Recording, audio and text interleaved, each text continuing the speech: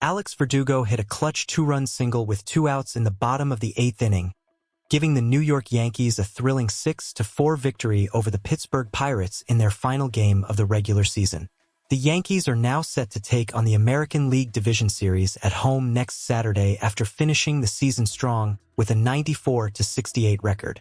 If you are a fan of Yankees, write "Go Yankees" in the comments and subscribe to the channel.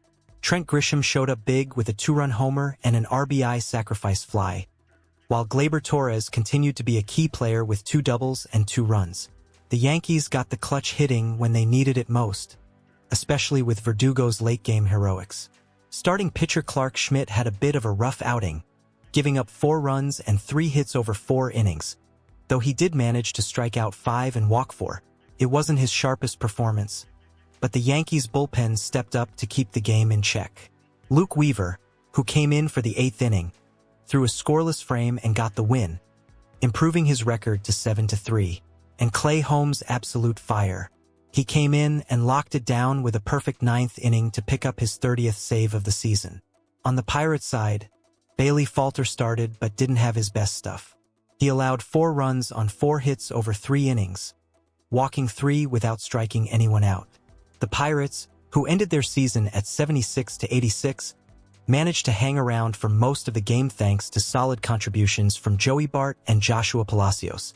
Bart had 2 hits, an RBI, and scored once, while Palacios drove in 2 crucial runs to keep things close. The turning point came late in the 8th inning when Pirates reliever Colin Holderman hit Austin Wells with a pitch. Pirates brought in Carmen Mlodzinski to try and clean things up, but he couldn't find the strike zone, walking 2 batters to load the bases. That's when Verdugo stepped in, rolling a clutch single through the right side to break the 4-4 tie and give the Yankees the 6-4 lead. Earlier in the game, Torres got things started by smashing a double to center on the first pitch he saw from Falter. Grisham, filling in for Aaron Judge after a rain delay of about 90 minutes, followed that up with a 2-run bomb to right field. That gave the Yankees an early edge, but the Pirates came back in the 3rd inning to load the bases. Palacios delivered a 2-run double into the right field corner to tie it up, and then Jared Triolo followed with a sacrifice fly to push Pittsburgh ahead 3-2. Not to be outdone, Torres' second double of the day set up Grisham's game-tying RBI single in the bottom of the 3rd, making it 3-3. Giancarlo Stanton grounded into a double play that allowed another run to cross the plate, and the Yankees were back on top 4-3. However, Schmidt's struggles continued as he walked Brian Reynolds to open the 5th inning. He was pulled in favor of Mark Leiter Jr., who also walked O'Neill Cruz before giving up an RBI double to Bart that knotted the score at 4-4. But in the end, it was all about Verdugo's game-winning hit in the 8th, and the Yankees' bullpen did the rest to seal the victory. Before we wrap up, make sure you hit that subscribe button and turn on notifications so you never miss out on Yankees updates, highlights, and news. This season is far from over, and you don't want to miss the postseason action coming up. So what do you think about Verdugo's clutch performance? Were you expecting this type of game to end the regular season? Let us know your thoughts in the comments below. The New York Yankees and Los Angeles Dodgers have faced each other in the World Series a total of 11 times between 1941 and 1981. That's more than any other matchup in MLB's history for the ultimate tournament. It's been 43 years since their last World Series showdown. But guess what? There's a chance we might see them reignite that epic rivalry this year. Both teams are currently the betting favorites to win their league pennants, and let me tell you, MLB and network executives would love to see that October clash between 2 of the biggest media markets in the country. If you are a fan of Yankees, write "Go Yankees" in the comments and subscribe to the channel. The Yankees-Dodgers rivalry is iconic. It all started when both teams were based in New York, with the Yankees up in the Bronx and the Dodgers playing over in Brooklyn, known then as the Bums. Fun fact, the legendary Dodgers announcer, Vin Scully, was actually born in the Bronx. Throughout the years, the rivalry has given us some unforgettable moments and battles between baseball legends. We've seen names like Joe DiMaggio, Jackie Robinson, Duke Snider, Don Larson, Sandy Koufax, Mickey Mantle, and Reggie Jackson take part in these legendary World Series showdowns. Can you imagine what another Yankees-Dodgers World Series would look like with today's star power? In 2024, Both teams are stacked. For the Yankees, you've got 2022 AL MVP Aaron Judge, four-time All-Star Juan Soto, and 2023 AL Cy Young Award winner Garrett Cole leading the charge.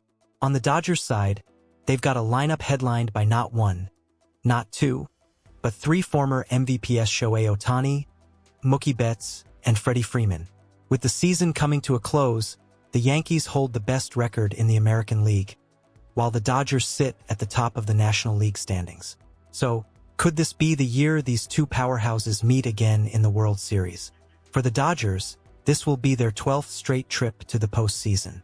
But despite all these appearances, they've only managed to win the World Series once during this run, back in the pandemic-shortened 2020 season. They came close in 2017 and 2018 but fell short, losing to the Houston Astros and the Boston Red Sox. The last few years not so great. They were eliminated in the NL Championship Series in 2021 and couldn't make it past the Division Series in both 2022 and 2023. The Yankees, on the other hand, have a bit more World Series glory to their name, 27 titles to be exact. That's far and away the most by any MLB team, with the St. Louis Cardinals a distant second with 11 championships. But here's the thing. Despite their history of dominance, the Yankees haven't made it to the Fall Classic since 2009. That's a pretty long drought by their standards. So, what do you think? Could 2024 be the year that these two legendary teams give us a Yankees-Dodgers World Series? For the ages, there's a lot of excitement around it, and we'll be keeping a close eye on how things shape up in the playoffs. If you haven't done it yet, make sure to hit that subscribe button and turn on notifications so you never miss an update. We've got a lot of exciting Yankees content coming your way, and you don't want to miss it. Alright, Yankees fans, what's your take? Do you think the Yankees have what it takes to go all the way this year and meet the Dodgers in the World Series? Let us know in the comments below. Juan Soto and Yankees owner Hal Steinbrenner had a one-on-one meeting in July, reports Brendan Cuddy of The Athletic. The four-time All-Star confirmed the conversation, telling Cuddy that it was good to get to know the owner, get to see what he's thinking about me and everything. Soto didn't provide any specifics. However, Cuddy reports that the general focus of the conversation was on Soto's experience with the team. It's always good to see an owner coming over at least to say hi, the outfielder told The Athletic. See how we're doing, what we have in mind, this and that. It's great to have an owner that really cares for players. If you are a fan of Yankees, write "Go Yankees" in the comments and subscribe to the channel.